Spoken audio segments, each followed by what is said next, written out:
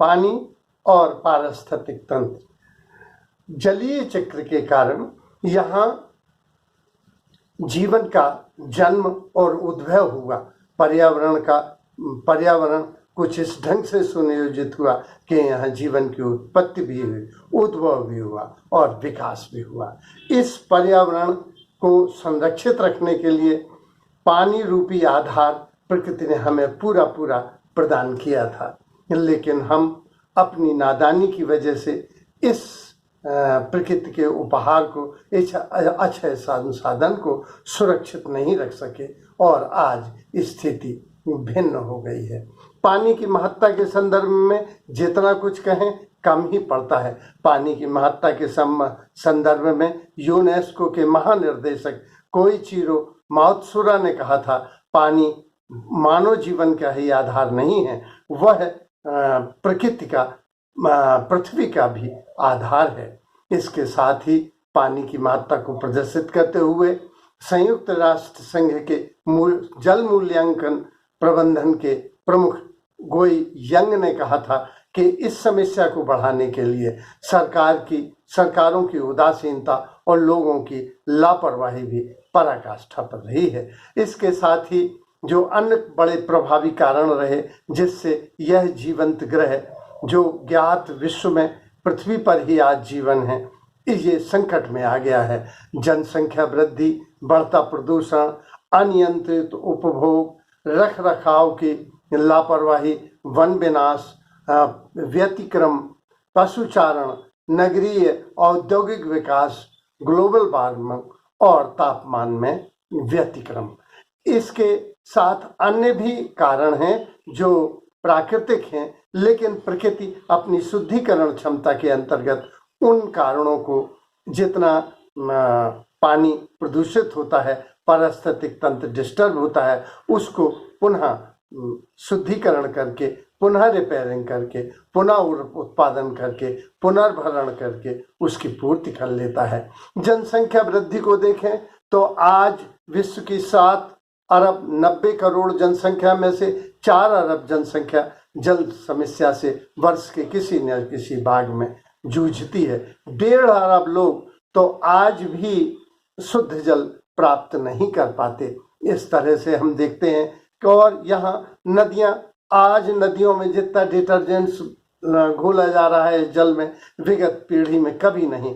आज नदियों में जितना प्रदूषक तत्व मिलाए जा रहे हैं, हैवी जो जहरीले तत्व हैं, chromium, PV, iron, copper, nickel, arsenic जैसे विषाक्त पदार्थों से मात्र नदियां और जलागार प्रदूषित नहीं हुए, पॉइजनस हो गए हैं, जहरीले हो गए हैं। आज मछलियां मरने लगी हैं। अनियंत्रित उपभोग, पेयजल जो चाय की चम्मच के बराबर है, जो बहुत कम है, इसका भी 70% भाग प्रदूषित हो गया है। तो इस पेयजल का 70% भाग अनियंत्रित उपयोग कृषि में हो। 70 से 75% तक पेयजल तो केवल कृषि की सिंचाई में ही प्रयोग होता है। और हमारे बढ़ते नगरीकरण के कारण, जनसंख्या के कारण आसमान छूती मांग और घटती पूर्ति, घटते संसाधन, ये विषम समस्या को खड़ा कर रहे हैं। और रख रखाव की समस्या और वन विनाश की समस्या तो विश्वव्यापी है। इसके जो परिणाम स्वरूप तापमान कभी बहुत ज्यादा बढ़ जाता है, कभी तापमान बहुत न्यून हो जाता है। तो इससे वर्षा बहुत अधिक होती है या सूखे का अंतराल बढ़ जाता है, या तापमान बहुत, आज विश्व के मरुस्थलों में वृद्धि हो रही है। तो ये अनियंत्रित पशुचारण हमारे इसको बढ़ा रहा है। इसका दुष्परिणाम ये होता है कि जलीय चक्र में बाधा उपस्थित हो जाती है। पर्यावरण असंतुलन के कारण जलीय चक्र में बाधा से तापमान कभी बहुत बढ़ जाता है या तापमान बहुत गिर जाता है, या वर्षा बहुत कम होती है या होती ही नहीं है, अथवा वर्षा होती तो है लेकिन उसके अंतराल बहुत लंबे हो जाते हैं और सूखा की स्थिति बन जाती है। उससे परितंत्र प्रभावित होता है। परितंत्र से आशय जैविक और अजैविक तत्वों से है, जो दोनों जीवंत जगत की आत्मा हैं। ये पारिस्थितिक तंत्र एक प्रक्रिया है जो निरंतर चलती रहती है। इससे जीवन का उद्भव और विकास, वृद्धि, मृत्यु सब एक साथ होती रहती है। इसीलिए हिंदुओं ने सातिया की परिकल्पना की है या स्वास्तिक की, कि सदैव चलने वाला चक्र है। तो इससे सबसे पहले देखें कि बाढ़ें बहुत आती हैं। बाढ़ की परिभाषा क्या है? जब वहन क्षमता से, क्षेत्र की वहन क्षमता से अधिक पानी प्राप्त होता है तो इसे बाढ़ कहा जाता है। अथवा जब औसत से बहुत अधिक वर्षा हो जाती है तो इसे बाढ़ कहा जाता है। बाढ़ भारी नुकसान पहुंचाती है ये। लेकिन एक बात समझ लेना चाहिए कि नदियों का स्वभाव, नारी का स्वभाव या सारी स्त्रीलिंग वाली चीजें जीवन की संवाहक हैं, वे जीवन की विनाशक नहीं हैं। तो नदियों का मूल स्वभाव बाढ़ लाना नहीं है। ये तो जहां जहां नदियां गुजरती हैं वहां जीवन का जन्म होता है, उद्भव होता है, विकास होता है, सभ्यताएं और संस्कृतियां विकसित होती हैं। वहां कृषि, पशुचारण और औद्योगिक विकास होता है और समस्त सांस्कृतिक विकास होता है। जितनी भी संस्कृतियों का जन्म हुआ है वो नदियों के किनारे हुआ है, उसका यही कारण था।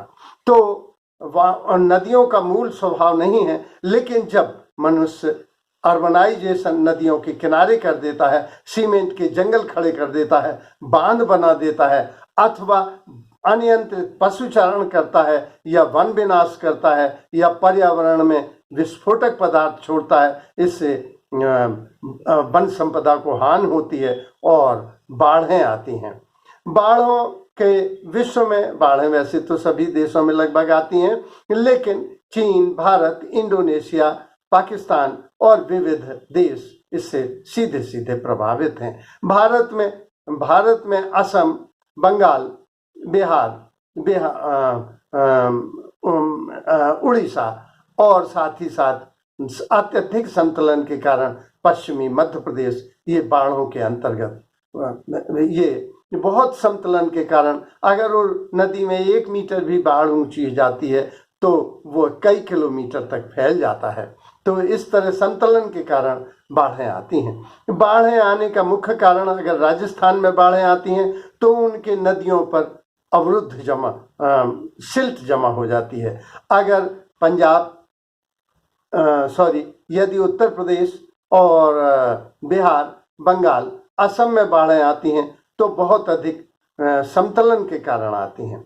और अगर मध्य प्रदेश, कर्नाटक और आपके गुजरात आदि में बाढ़ें आती हैं तो ये वो क्षेत्र हैं जहां वन क्षेत्र बहुत अधिक घट गया है। और जिन क्षेत्रों में बाढ़ें ज़्यादा आती हैं उनमें अत्यधिक डेल्टाई जमाव के कारण तटीय क्षेत्रों में बाढ़ें आती हैं। इस तरह से जो बाढ़ युक्त क्षेत्र हैं वो तो हमने देख लिए, पर बाढ़ मुक्त क्षेत्र भी हैं, जैसे केरल, कर्नाटक, मध्य प्रदेश, कश्मीर, उत्तराखंड, हिमाचल प्रदेश। ये वो हैं जो पठारी इलाके हैं या पहाड़ी इलाके हैं, इनमें बाढ़ें कम आती हैं। उसके बाद दूसरी बड़ी विकट समस्या है सूखा। सूखा उन क्षेत्रों में आता है जहां औसत से बहुत कम वर्षा होती है या औसत से वर्षा न्यून हो जाती है, 0 हो जाती है उसे। लेकिन प्रकृति का मूल स्वभाव, या जिसे हमने पश्चिम में प्रकृति कहा, पूरब में प्रेम की वजह से उसी को परमात्मा कहा, इन दोनों का स्वभाव संतुलन लाने का है, इन दोनों का स्वभाव माफ करने का है। प्रकृति के भी हमें हमारे 100 गलतियों को माफ करती है, लेकिन अब इतनी गलतियां मनुष्य आज कर चुका है अपने औद्योगिक विकास के नाम पर, कृषि उत्पादकता के नाम पर, नगरीकरण के नाम पर, अपने सांस्कृतिक और आर्थिक विकास के कारण आज इतने ज़्यादा गलतियां कि अब ज़्यादा ये सहने की क्षमता नहीं रही, क्योंकि स्वयं शुद्धिकरण की क्षमता से ऊपर भी गंगा प्रदूषित हो गई।